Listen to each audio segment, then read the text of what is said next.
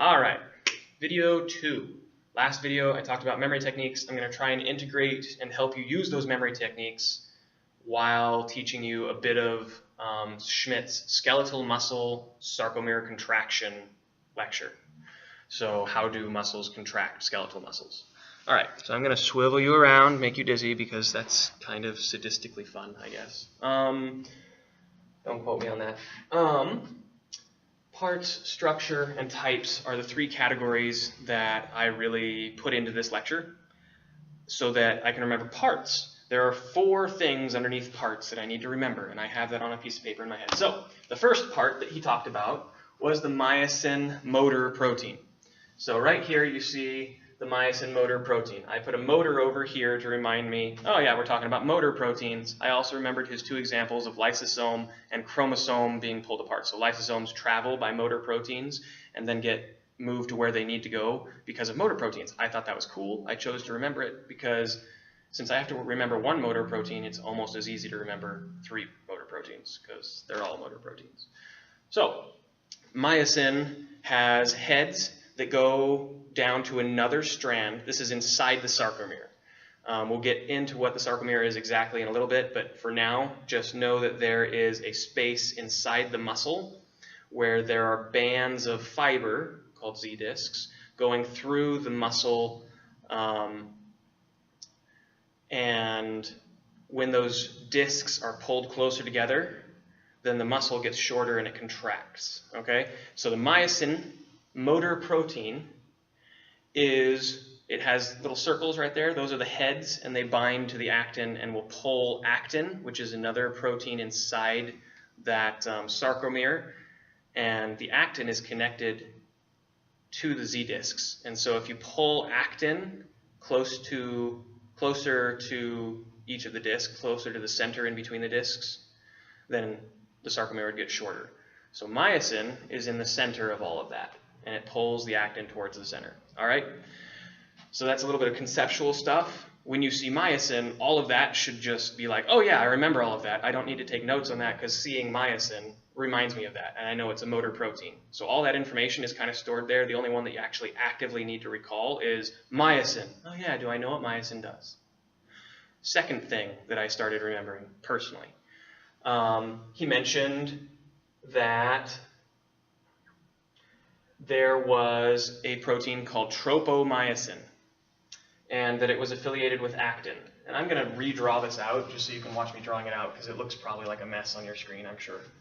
So actin is a double helical fiber, just like we talked about. Once you understand the concept, just seeing a picture of actin should have all of that. You don't have to take notes on it because it's like actin. Oh yeah, that's what actin is. You just have to remember that you already know it.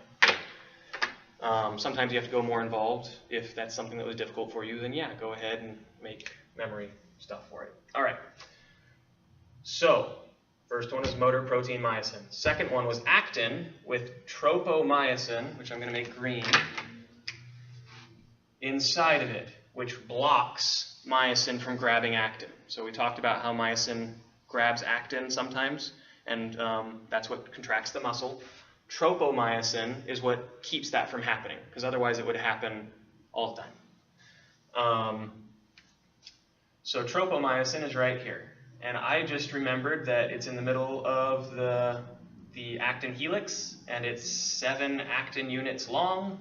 I have a thing with numbers where they kind of come to me, and so you might have other things that sort of just stick more naturally. If you have anything that naturally sticks, even if it's a useless detail, keep it, because you might find it useful later. So there's no need to throw things out just because you don't think that they're important. If they're already there, keep them. All right. Tropomyosin. That was one thing. The other thing that I noticed was troponin. And those are the 2 major things that he talked about working with actin. So this is just a circle that I knew was bound down to tropomyosin. And tropomyosin stops contraction. Troponin, when you have the star of the cell, calcium, binding to troponin, that makes it so that then the cell can contract. So troponin is go, tropomyosin is stop. So I drew a little go and stop. And I had tropomyosin on the bottom and troponin on the top, just like with a stoplight. Go is on top, stop is on bottom. It took me all of 5 seconds, less than that, to make that picture in my head. It takes a lot longer for me to tell you about that picture. So if you do this in your head during lecture, you can do it in like a second, maybe a few seconds, and you get faster with practice, and then it's something that will force you to remember. Oh yeah, the motor. What is the motor doing? Oh yeah, the green and red light. What are the things associated with that? Okay, green and red light had tropomyosin for the red light, troponin for the green light because it's go, and calcium was the big star that worked with troponin. I also remembered a couple other things in here. If this is starting to get to be too much for you to like store as a memory, then don't add these things I'm about to say, because if you ever feel like it's too much, then you need to move on to another line, if you will.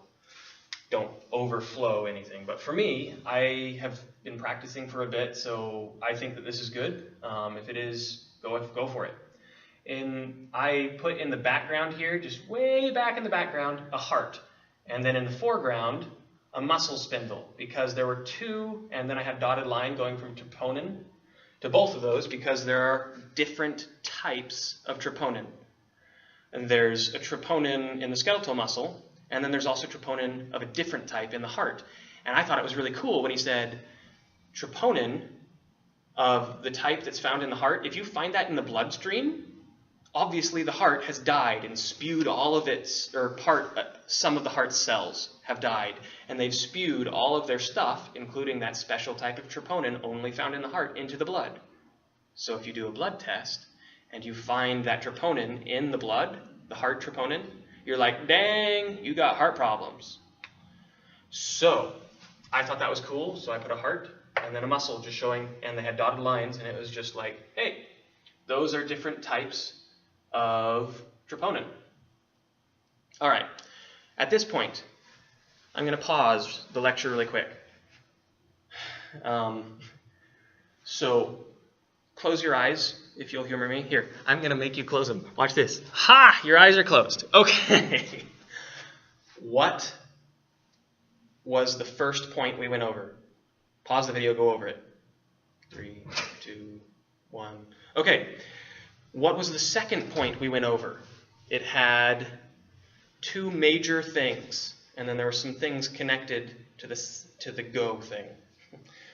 I guess gave you some help there. All right, pause the video, see if you can remember everything there. 1, 2, 3. Okay, so hopefully you remembered that the first thing was a motor protein called myosin. You might have remembered these extra things over here. If you didn't, that's fine, because they weren't the main thing. Sometimes it's easier to remember more than one thing, because it's like, oh, those all have it in common. The second thing was stop and go. Stop was tropomyosin, go was troponin. Troponin liked calcium, and then the little bit of extra stuff was the heart and muscles have different troponin. So pausing right here for a little bit longer, I want to say my pictures up here, they might not do it for you. So these are examples of my pictures. If these are like, how am I supposed to remember that? Then go ahead and make something completely different that means something to you. If I look at other people's one-sheets, they don't mean anything to me most of the time, unless I find someone that's like really, it's rare. They don't usually mean much to me. My one-sheets look like this, and you can imagine how much they mean to other people. But all of the information is stored in pictures instead of rote memorization of like pounding your head against the wall until it sinks in and then writing all the words out of everything you have.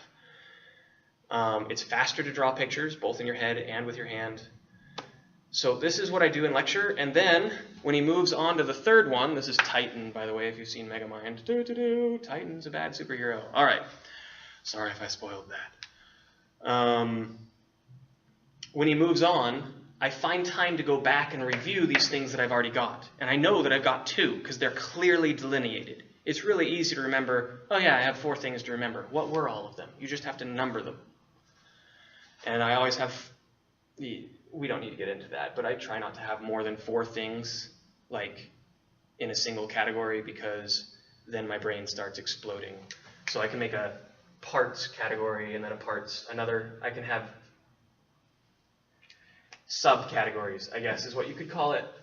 Kind of like with this one. I mean, there's more than one piece of information right here. You see how that is? Motor protein, I have 3 pieces of information there, but it's all underneath motor proteins. One thing to remember that reminds me of all the rest. You can do that with this thing up here. You just have to remember the major category and then the minor category, and then all the details are under there if you understood it, at least for the time when you were making the reminder. Understood it and knew it. So, yeah, as the lecture goes on, I'm going to do 2 more. I don't want to bore you too much. I might do an actual lecture where I just go straight through and talk a little bit less about memory. But moving on, these 2 you've got in your head now to a degree. 30 minutes from now, after Schmidt's been talking for another 30 minutes, do you think they're still going to be there? Well, maybe. But definitely, if you find a 3-second period where you're listening and also reviewing those, and you just review and make sure that nothing fades. And I go through the entire thing, all of my notes, really fast in my head, multiple times through a lecture. Not like all of it at once, but I'll just do oh, Schmidt's, he's got a clicker question up there. I answer, and then I go, okay, parts. There were 4 things under parts. There was the motor protein, there's stop and go, and then there was the Titan superhero, and then there was a Nebula and Rin Tin Tin, because I like that comic. You should read it, because then this will make sense to you. And then I go through all the things that are inside of each of those. And then I move on to the next major category, because that was all I had in the first category. And then I'm like, structure, go through all that. And by reviewing, I keep it all. And by the end of the lecture, I have 95% of the material.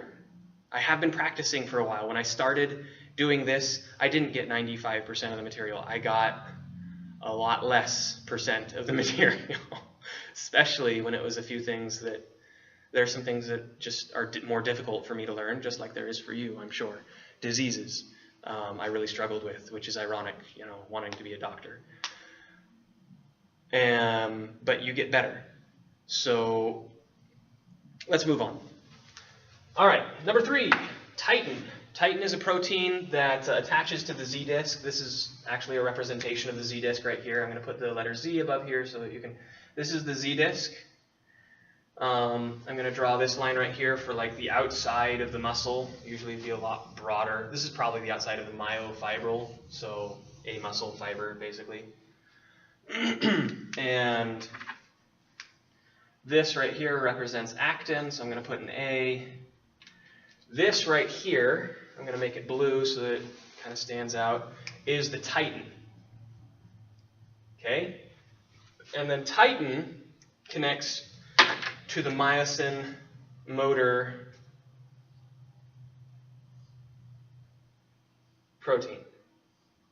proteins, I should say.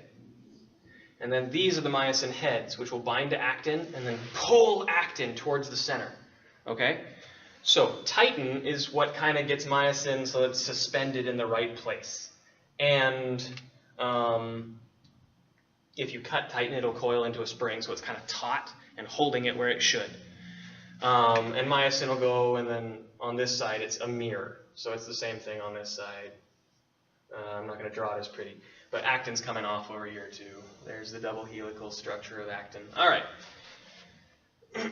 Probably doesn't go quite that far out. Anyway, so that's Titan.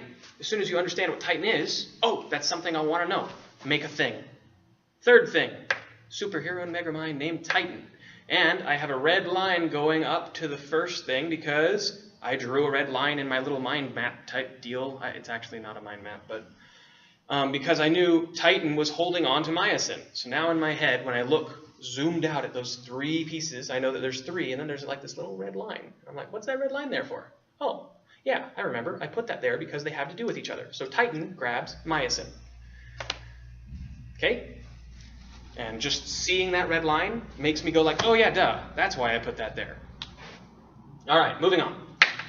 Number 4, this is a big nebula, like a black hole. I can't draw it nearly as cool as it is in my head. So please, draw it in your head. Don't look at that. All right, so nebulin has a red line as well that kind of goes from both things in there. All right, so this is the 4th point. Nebulin is inside of actin. So there's a red line going up to there. You might use a different color in your head, whatever. And so nebulin, I'm going to go ahead and use green to make this a little better. Green. All right, nebulin is, well, that looks like tropomyosin now, so I'm going to use blue for the nebulin. All right, there we go. And which kind of makes sense because it's a spacey thing. All right. So nebulin is inside of actin, and it's what gives its length. I actually also had the nebula stretching all the way to a Z disc over here. So this has a Z disc right here in my head. I can just see a bumpy wall, and I know that that means a Z disc. Okay? And the nebula here is just kind of stretching like black hole suction sort of a thing, and I just know that the nebula is all along there, and that it has to do with actin. So it's showing how far actin goes from the Z disc. Okay? Now this little head right here is a really poorly drawn representation of Tintin, who has a little flippy hair thing, which is kind of, anyway. And that is alpha-actintin, or alpha-actinin is how you would actually pronounce it. I'm mispronouncing it on purpose, because I remember Tintin, the comic book character, is what is holding actin against the Z disc, and therefore nebulin can't pull it away. And those are the two things in my fourth thing. Again, it took me a lot longer to tell you about my pictures than it did to make them. And as soon as I made them, I have it memorized.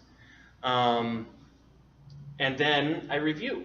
So let me go ahead and draw the actintin. I'm just going to draw a little, it's just an alpha protein. I mean, there's an alpha protein, actinin, if you want, right there that holds the actin to the Z disc so it doesn't get torn off when the myosin's pulling on it. We've gone over four things. Let's get dizzy. All right, old joke. I feel like there should be a pun here because of someone who sits next to me. She'll have to tell me. All right, so what was the first category we went over? Pause, 2, 3. Okay, you're back. Go ahead and pause and think about the second category. 2, 3. Okay, great, you're back. So flattered you keep coming back. All right, number 3. What was the third category? Go ahead and go over that. Okay, fourth category. Great.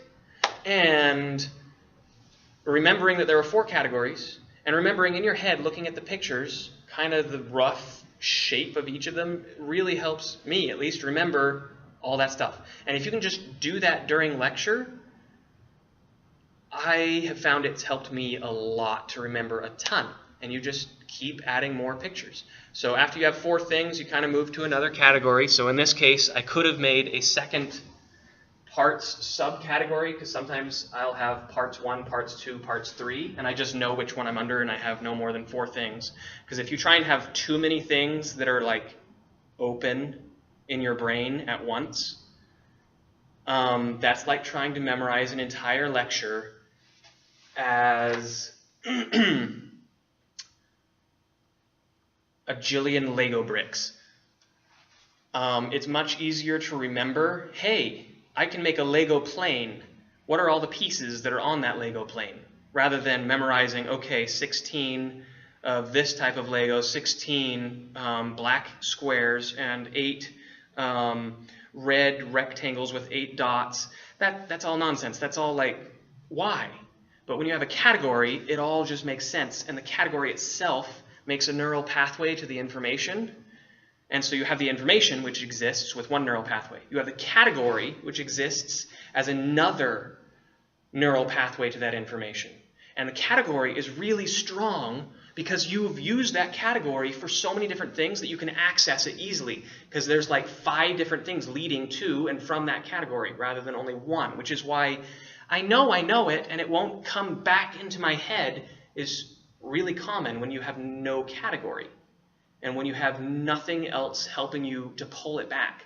And then you're trying to remember, like, based kind of on luck. How can I find that thing in my head? This is how. Make one really strong memory called a category that also makes sense so you can use logic to find what would be under that category. You've used that category so many times it's strong. use it to find all the other information. And then as soon as you have subcategories, motor protein, oh yeah, that reminds me of all those things underneath there. And that's also why sometimes it's easier to memorize more things that are related than just the one important thing, because then you have more ways for all of the information to find each other. I hope that makes sense. I hope it helps you. Let me know if there's anything that I can do to help you in other ways. And thank you, and good night. Maybe.